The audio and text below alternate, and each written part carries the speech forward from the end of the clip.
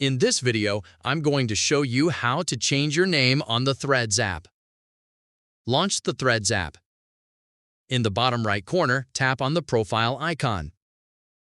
In the profile page, you can see that this is my username, and this is the name that is visible to everyone. You should know that you can't change the username for your account. You can only change this public name. That means whatever you change your public name into, your username will remain the same as before. Changing your name in the Threads app may be necessary for several reasons.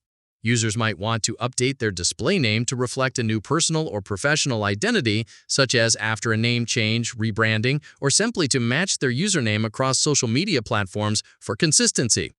Additionally, some users may have initially chosen a name quickly during setup and now prefer something more creative, recognizable, or privacy-conscious. In the profile page, tap on Edit Profile. In this menu, you can see a lock icon is visible next to my name.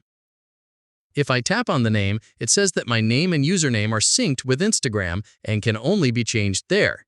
That means we have to change our name on Instagram to change the name here. Let's launch the Instagram app. In the bottom right corner, tap on the profile icon. In the profile page, tap on Edit Profile. Tap on Name. Now change or edit your name to your liking. After you are done, tap on the tick mark.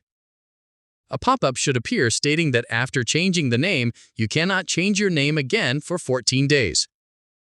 In the pop-up, tap on Change Name. Now let's go back to the Threads app. Just like before, go to your profile. Here, you can see that my name has changed according to Instagram. Following these steps, you can change your name in Threads easily. Feel free to reach out if you encounter any issues during the process. If this video helps you out, please leave a like and subscribe. Comment below if you have any questions. If you need further assistance, consider hiring a professional using the link in this video below.